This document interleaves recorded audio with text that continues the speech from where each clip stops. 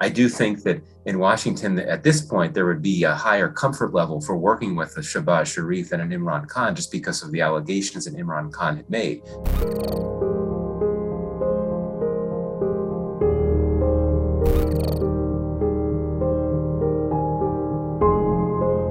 We are seeing China get ever closer to joining the U.S. as a world superpower. We've had a long unipolar moment, I would say, that really began at the end of the Cold War and has lasted up to now.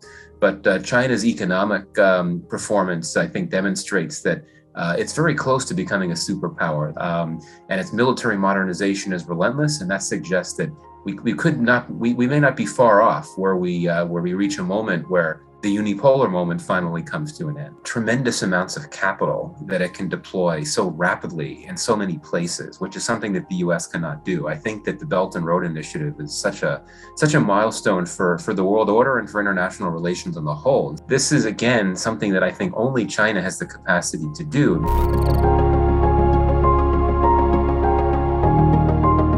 On the one hand, you just have a level of multipolarity at play in which you do have a number of other powers that are able to assert themselves, often aggressively, as in the case of Russia, and that's just simply something that the U.S. is not able to stop, so to speak.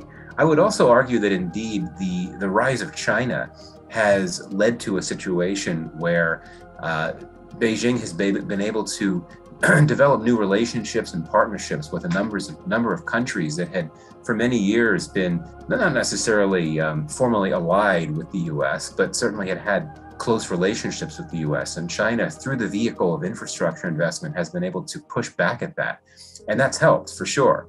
And you could see in that regard that U.S. efforts to build this global consensus and coalition to push back against China has only had limited success, in the sense that you have so many countries around the world, including countries in the West and Europe, that value their trade relations with China and would not want to be in a position where they could imperil their commercial partnerships with China by joining on this U.S.-led effort to counter Chinese power. And I think one can also argue that same dynamic in a somewhat different context with Russia, in the sense that the U.S. has been trying to lead this global effort to impose sanctions on Russia and isolate it, and so on. But that has only had limited effect just because so many countries, including the EU, are heavily dependent on Russian energy, right? And I think until those countries that are so reliant on Russian energy exports are able to find a workaround, the U.S. is only going to have limited effects in leading from the front to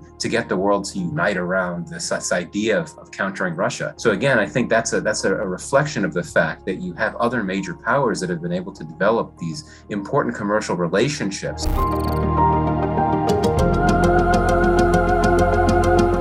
Pakistan's relationship with the U.S. has always been very volatile and a roller coaster, and it has its better and its worse times. But I would argue that a key development occurred last August when the U.S. left Afghanistan, because I think the perception in Pakistan is correct in the sense that U.S. officials from both major parties have tended to look at the relationship with Pakistan through that Afghanistan lens. And so ever since U.S. troops left, and really ever since the U.S. on the whole left Afghanistan, relocating its embassy, ever since that happened, the relationship has been adrift. It's been unmoored, it's been unsettled, pick your synonym, and it has been in search of a new anchor for the relationship that it's been unable to find to replace Afghanistan. Now, you could argue that we could see this as been an area of cooperation, but I think there's been a bit of bad blood given developments of the last few weeks with Imran Khan's allegations of a U.S. conspiracy. The new government in Pakistan, I think, would allow some of that rhetoric to dissipate, at least on official levels, and allow for at least some space to explore possibilities for future cooperation. The relationship has suffered some blows, but I think that the new prime minister in Pakistan has offered conciliatory messages, and so has the U.S. government in response. And I think that though by no means, in my view, did the U.S. have anything to do with Imran Khan's removal, I do think that in Washington, at this point, there would be a higher comfort level for working with a Shehbaz Sharif and an Imran Khan just because of the allegations that Imran Khan had made. Very quick side note, let's not forget, the U.S. Pakistan relationship was not always bad with Imran Khan in power, right? Imran Khan made a very successful visit to the White House to meet President Trump a few summers ago, when after Donald Trump had asked Imran Khan to help bring the Taliban to the table to facilitate U.S. Taliban negotiations. It was only in recent months, particularly when Joe Biden infamously did not call Imran Khan, that things got worse. But no, I think that I would certainly acknowledge that if you look at the past, the pattern of U.S. behavior in Pakistan, that it has acted in a way that some would describe as imperial, in the sense that there's always been a lot of, not always, there frequently has been meddling in U.S. and Pakistani domestic politics. And if you look at some of the things the U.S. has done, from the drone strike campaign to the what was done in the effort to track down bin Laden with the fake vaccination campaign, all of that. There's good reason. I could certainly understand why Pakistanis would be very skeptical and suspicious of U.S. Policies and U.S. power. And in Washington, there's certainly an acknowledgement of that, of these perceptions and the sentiment in Pakistan about the U.S. and U.S. policy. But I do think that, certainly the relationship can get around. It can overcome the problematic events of the last few weeks. But that said, my sense is that Imran Khan, now in the opposition, will continue to hold on to that narrative of a U.S.-led effort to oust him.